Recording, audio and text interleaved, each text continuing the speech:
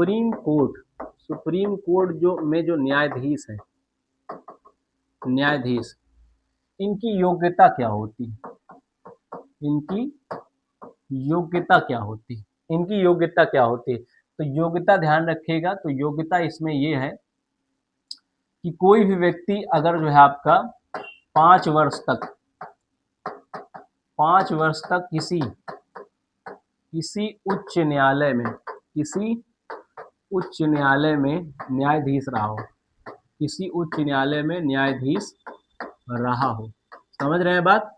कोई भी व्यक्ति है जो 5 वर्ष तक किसी भी जो है हाई कोर्ट में न्यायाधीश रहा हो। दूसरा पॉइंट क्या है बच्चा इसमें? दूसरा पॉइंट क्या है समझिए, या फिर जो है 10 वर्ष तक, 10 वर्ष तक अधिवक्ता रहा हो। 10 वर्ष क्या रहा हो?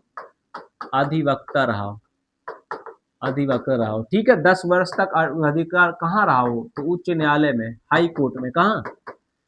उच्च न्यायालय में। या तो क्या रहा हो? 10 वर्ष तक अधिवक्ता। अधिवक्ता वकील नहीं होता है, ठीक है, ध्यान रखिए, अधिवक्ता वकील नहीं होता है। वकील उसे कहते हैं जो एलएलबी कर लेता है, ठीक है, एलएलबी डिग्री जिसके पास है वो वकील कहलाएगा। अधिवक्ता उसे कहते हैं जो बार काउंसिल ऑफ इंडिया से लाइसेंस प्राप्त करके जो प्रैक्टिस कर सकता है किसी भी कोर्ट में, समझ रहे हैं? यानी कि जो केस लड़ सकता है, प्रैक्टिस कर सकता है, जिसको आप प्रैक्टिस करने का जो है एक लाइसेंस प्राप्त है, वही अधिवक्ता कहलाता है। वकील का मतलब होता है एलएलबी डिग्री कोई प्राप्त कर लिया है, बस उसने बार काउंसिल ऑफ इंडिया यानी जहां उसको प्रैक्टिस करनी, वहां उसके पास कोई लाइसेंस नहीं है प्रैक्टिस करने, वो सिर्फ जो है आपका मेन अधिवक्ता यानी एडवोकेट जिसे कहते हैं। लॉयर और एडवोकेट में यही तो अंतर होता है, जो कोर्ट में प्रैक्टिस कर सकते हैं एडवोकेट है, जो एलएलबी डिग्री प्राप्त कर लिए उन्हें लॉयर बोल सकते हैं, आप वकील बोल सकते हैं, वो जो है आपको तहसीलों में ज्यादा नजर आएंगे। बात क्लियर हो रही है? तीसरा इसमें जो योग्यता बताई गई है, तीसरा योग्यता बताई गई है कि राष्ट्रपति की नजर में कानून का जानकार हो, कानून का जानकार हो, राष्ट्रपति की नजर में कानून का जानकार हो। इन तीनों योग्यता में से ध्यान रखिएगा, इन तीनों में से अगर तीनों में से एक भी जो है आपका योग्यता है तो वो जो है व्यक्ति योग्य है सुप्रीम कोर्ट में न्यायाधीश बनने के लिए। इन तीनों में से एक भी योग्यता अगर जो है आपका फुलफिल की जा रही है तो सुप्रीम कोर्ट में न्यायाधीश बन सकता है। तो सुप्रीम कोर्ट के न्यायाधीशों की योग्यता इन तीनों में से एक होगी तो सुप्रीम कोर्ट में न्यायाधीश बन सकता है, ठीक है। ये तो योग्यता हो गई। नियुक्ति की प्रक्रिया क्या होती है? नियुक्ति की प्रक्रिया क्या होती है समझिए। नियुक्ति यानी इनकी नियुक्ति की प्रक्रिया क्या होती है? नियुक्ति आप सभी जानते हैं, नियुक्ति के लिए इनकी प्रक्रिया है अलग।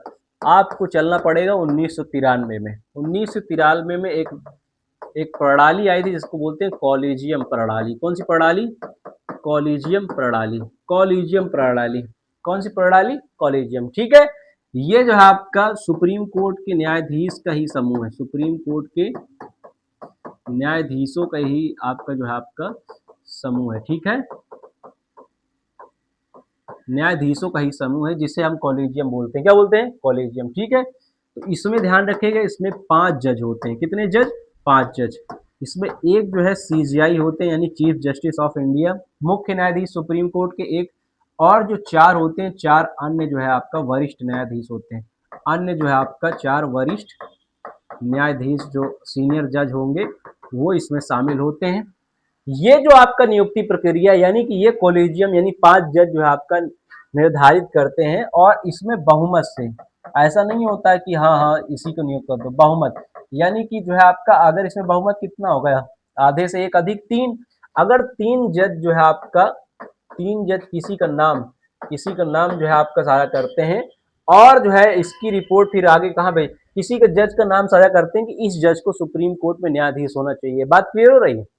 तो कॉलेजियम प्रणाली एक समूह है सुप्रीम कोर्ट के जजों का जिसमें 5 जज होते हैं और एक मुख्य न्यायाधीश होते हैं और 4 वरिष्ठ जो सीनियर जज होते हैं। ये क्या करते हैं? ये चुनते हैं किसी नाम को, किसी हाई कोर्ट का, किसी में से यहाँ योग्यता कोई पूरी कर रहा होगा उसका नाम देख लेंगे, ठीक है। और बहुमत होती है इसमें कि 3 कौन किसके पक्ष में रहेगा, कई नाम होते हैं इसमें, ठीक है। तो बहुमत जिसके बहुमत आ जाएगा, 3 जज जिसके तरफ चले जाएंगे वो जज जो है नाम निर्धारित हो जाएगा और वो सुप्रीम कोर्ट में जज बनेगा। और ये नाम का जो है रिपोर्ट, यानी इस नाम